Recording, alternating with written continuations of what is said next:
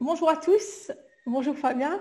Bonjour. Euh, Bienvenue pour cette nouvelle capsule vidéo au cours de laquelle Fabien et moi nous allons évoquer la vitamine K et son intérêt notamment dans le cadre de la COVID-19. Alors avant de commencer, vous qui regardez la vidéo, est-ce que vous connaissez déjà les effets et les fonctions de la vitamine K? Est-ce que vous savez dans quel aliment on peut trouver la vitamine K? Est-ce que vous savez si vous avez suffisamment de vitamine K dans votre corps? Donc c'est un peu à toutes ces questions que Fabien va répondre lors de cette vidéo. Euh, alors, c'est vrai que les propriétés de la vitamine K, elles sont parfois un peu diabolisées, notamment pour ses rôles dans la coagulation. Et ça aussi, Fabien va mettre un peu au clair le rôle de la vitamine K dans la coagulation. Et je vais commencer par la première question. Fabien, où est-ce qu'on peut retrouver de la vitamine K dans l'alimentation? Alors, on trouve de la vitamine K dans l'alimentation sous deux formes. De la vitamine K1 dans les végétaux, les légumes à feuilles, les choux par exemple, et de la vitamine K2 qui est d'origine bactérienne dans les aliments fermentés comme les fromages et comme l'aliment japonais, le natto, qui est une source très importante de K2. Bon, bien évidemment, nous, on ne mange pas de natto, euh, plus du fromage, mais voilà, c'est pour l'exemple, on va dire, de ces deux formes de vitamine K. Et est-ce que leurs taux dans les aliments sont en quantité suffisante pour avoir un apport suffisant pour l'organisme? Alors, on peut dire que dans une alimentation équilibrée, l'ortho peut être suffisant, mais là, ce qui nous amène aujourd'hui, c'est parler de nutrithérapie, notamment par rapport à Covid-19, où on va rechercher un effet au-delà d'un simple apport nutritionnel. Et donc, on va avoir un intérêt à utiliser la complémentation en vitamine K. Donc, là, on est plus sur quelque chose comment dire, qui fait appel à la nutrithérapie, plus que la simple correction d'une petite carence. C'est d'ailleurs pour ça que le docteur Jacob a formulé des compléments alimentaires qui contiennent de la vitamine K. Il y a soit une formulation qui contient uniquement de la vitamine K, ça s'appelle vitamine K2 de docteur Jacob. Elle est dosée à 20 microgrammes par goutte. Et puis alors, il a fait aussi des synergies. D'ailleurs, Fabien va évoquer l'intérêt de la synergie de la vitamine K avec la vitamine D. Et donc, il y a notamment la vitamine D3K2, où il y a autant de vitamine D que de vitamine K. Donc, 50 microgrammes des deux vitamines se retrouvent dans une seule goutte de ce complément alimentaire. Ou alors, il y a la vitamine DK, DEKA, ou alors il y a les 4 vitamines liposolubles en une seule goutte. Donc voilà, pour ceux qui veulent se supplémenter en vitamine K, et on va voir pourquoi c'est important, il y a ces trois produits que le docteur Jacob vous propose. Et donc, Fabien, donc, quel est l'intérêt du coup de la vitamine K dans le cadre du Covid? Pourquoi faut-il l'utiliser? Alors, elle a de nombreux intérêts et on peut dire que la vitamine K2, c'est vraiment le complément idéal et obligatoire, je dirais, de la vitamine D3. Alors, initialement, euh, le rôle de la vitamine K, c'est activer certaines protéines qui permettent au calcium de passer des artères dans les os et en fait d'éviter les calcifications dans les tissus mous comme les artères, les tendons, les reins. Donc quand on utilise des doses importantes de vitamine D, on a tout intérêt à utiliser la combinaison D3K2. Ça, c'est une chose importante. La vitamine D, en ce qui concerne Covid-19, elle est particulièrement importante, on en avait déjà parlé. On sait que la carence en vitamine D est associée à un risque augmenté de Covid-19, notamment dans sa gravité, c'est-à-dire dans les hospitalisations et dans la mortalité. Et ce n'est pas qu'une simple association statistique, il y a des études qui ont montré, des études d'intervention dans lesquelles on a donné de la vitamine D, où on a remarqué qu'on avait une baisse de la mortalité importante avec la vitamine D3. Donc la vitamine D3, déjà en elle-même, pour le système immunitaire, par rapport à Covid-19, très importante. La vitamine K2 va rajouter des effets, on va dire, importants contre le SARS-CoV-2. Et ça, c'est très très important de le savoir. La première chose, c'est par rapport à la protéine de pointe, la spike protéine, sur laquelle il y a des sites de liaison aux acides gras. Sur ces sites, la vitamine K va pouvoir venir se poser et verrouiller en fait la spike protéine dans une forme inactive qui l'empêche de se lier au récepteur ACE2. Et finalement, la vitamine K2 va faire baisser l'infectiosité du SARS-CoV-2. Ça, c'est le premier point très important. Autre chose, ça va être dans les complications du Covid, de la Covid, dans les formes graves et dans ces complications, notamment au niveau vasculaire et au niveau pulmonaire. Alors, la vitamine K, comme je l'ai dit, elle permet d'activer la matrix GLA-protéine qui empêche les calcifications. Et c'est là le point essentiel. Ce virus est connu pour occasionner des thromboses et une atteinte pulmonaire. Alors, le fait d'empêcher la calcification va protéger l'atteinte des fibres élastiques des poumons, puisque le virus endommage les fibres élastiques des poumons qui se calcifient, et la calcification augmente la dégradation de ces fibres, et plus elles sont dégradées, plus elles se calcifient, plus elles se calcifient, plus elles sont dégradées.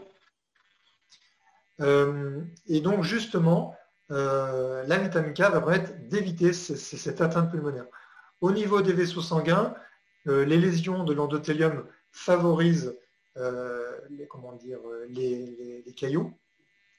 Et dans ces caillots, il y a des phénomènes de calcification. En évitant la calcification des vaisseaux sanguins, on peut diminuer les problèmes de thrombose.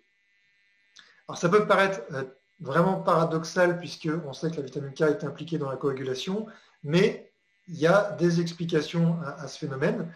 On sait que la vitamine K active deux protéines, les protéines C et S, lesquelles, une fois activées, elles-mêmes inactivent certains facteurs de coagulation.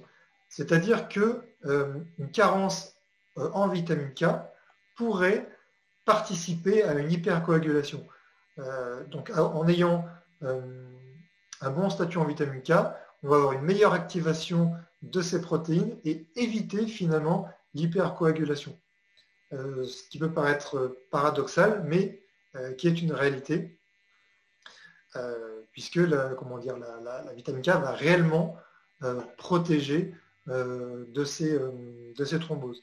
Toutes ces données sont issues d'études où on a vu que le statut en vitamine K révélé par un taux élevé de matrix GLA-protéines non activées, déphosphorylées non carboxylées, donc qui nous renseigne sur le fait qu'on manque de vitamine K, parce que si on en avait suffisamment, elle serait activée. Donc le fait que ces taux de MGP non activés soient élevés montre qu'on a un déficit en vitamine K. Et on a remarqué finalement que c'était corrélé à des formes bien plus graves de Covid-19. Ok, merci. Donc, les vitamines D et K sont vraiment très importantes en prévention de la Covid-19. Du coup, quel dosage de vitamine K conseillerais-tu d'utiliser en prévention? Alors, on peut déjà se référer aux doses de vitamine D qui sont préconisées contre Covid-19. Les spécialistes mondiaux de la question préconisent en prévention 4000 UI, unités internationales de vitamine D par jour pour la prévention. On sait qu'il faut mettre une dose équivalente de vitamine D et de vitamine K. Par contre, un ratio 1 pour 1, mais attention, il faut les comparer toutes les deux en microgrammes. Donc 4000 UI de vitamine D, ça correspond à 100 microgrammes de vitamine D. Donc on peut proposer en prévention de Covid-19 un dosage journalier de 100 microgrammes de vitamine D3 associé à 100 microgrammes de vitamine K2. Voilà ce qui correspond à 4008 de D3 et 100 microgrammes de K2. Ça, c'est la base, on va dire.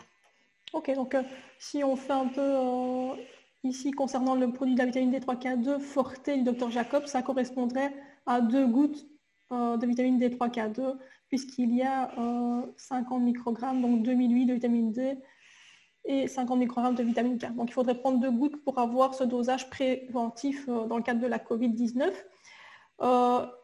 Y a-t-il des cas particuliers où il faudrait augmenter peut-être les dosages ou changer le ratio entre la vitamine D et la vitamine K? Voilà, alors si on a une carence en vitamine D, révélée par une prise de sang, en effet, il va falloir prendre de bien plus grandes doses de vitamine D et on peut garder le même ratio. Si on a un profil spécial, on pourrait changer le ratio entre les deux vitamines. Pour les personnes qui ont des maladies rénales, qui sont sujettes à l'acidose métabolique, pour les personnes et donc aux calcifications rénales, pour les personnes qui ont de l'ostéoporose, des pathologies cardiovasculaires, pour ces personnes-là, on pourrait proposer un ratio plus élevé qui est de 2 vitamines K pour une vitamine D quand on les compare en microgrammes. Dans ce cas-là, donc dans quel but? Dans le but d'éviter tout ce qu'on a vu, c'est-à-dire d'éviter les calcifications au niveau des vaisseaux sanguins, au niveau pulmonaire, puisque c'est ça qui va participer à la gravité et à la mortalité dans Covid-19. Donc chez les personnes qui sont à risque, voilà, donc maladies cardio-métaboliques, ostéoporose, etc., de doubler la vitamine K par rapport à la vitamine D. Dans ce cas-là, généralement, on rajoute de la vitamine K en plus de son plan de complémentation. Ok, merci Fabien pour toutes ces informations. Donc je pense qu'on aura bien compris que les 2 vitamines, la D et la K, sont très importantes en prévention dans le cadre de la Covid. Généralement, il est conseillé de les utiliser dans un ratio de 1 pour 1. Donc le plus facile, c'est d'utiliser la vitamine D3K2 du Dr Jacob, où il y a la même concentration de vitamine D et de vitamine K. Et donc, pour avoir les 4008 de vitamine D et 50 microgrammes de vitamine K, il faudrait prendre 2 gouttes par jour. Le Dr Jacob a formulé un nouveau produit qui s'appellera vitamine K2D3, où là, justement, il y aura le double de vitamine K par rapport à la vitamine D. Donc ça rencontre un peu ce que tu expliquais juste ici, où dans certains cas de problèmes rénaux, de problèmes d'ostéoporose et autres, il faut plus de vitamine K par rapport à la vitamine D. Et donc ce produit sera bientôt disponible toujours chez le Dr Jacob, donc chez Natura Medicatrix. Et voilà, donc Fabien, je ne sais pas si tu as des informations, d'autres informations. Oui, alors peut-être juste pour les personnes qui ont une simple vitamine D en stock chez eux,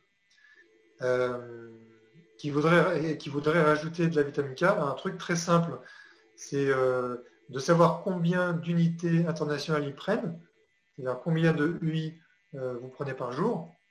Vous divisez ce nombre d'UI par 40. En divisant par 40, vous obtenez le dosage en microgrammes.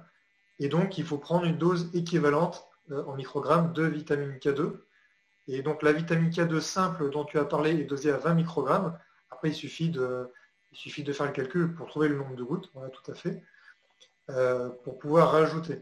Donc, l'idéal, c'est vrai que c'est de prendre un produit tout prêt, comme ça, on n'a rien à calculer. Mais si vous prenez déjà une vitamine D, vous pouvez faire comme ça pour déterminer le dosage idéal de vitamine K.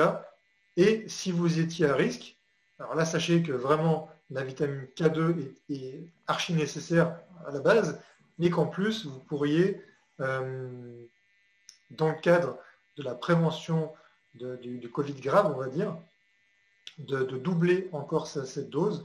Donc, vous divisez le nombre d'unités internationales par 40, vous obtenez la dose normale de vitamine K, et vous pouvez encore la doubler pour obtenir ce fameux ratio de 2 pour 1 encore plus protecteur contre Covid-19 et ses formes graves, et on peut même dire ses formes létales parfois.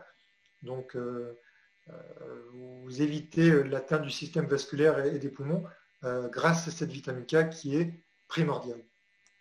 D'accord, merci. Juste une dernière question. Est-ce qu'il y a des contre-indications à l'utilisation de la vitamine K?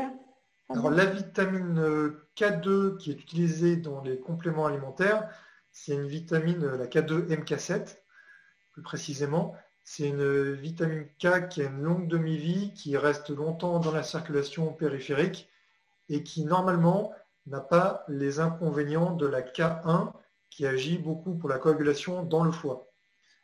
Ça, c'est la théorie. Néanmoins, si vous prenez des anticoagulants de la famille des antivitamines K, attention, ça ne concerne que ces médicaments-là, et non pas les antiagrégants ou autres.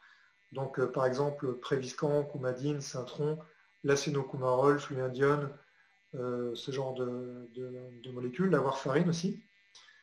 Ces molécules qui sont des antivitamines K, donc des anticoagulants utilisés en cardiologie.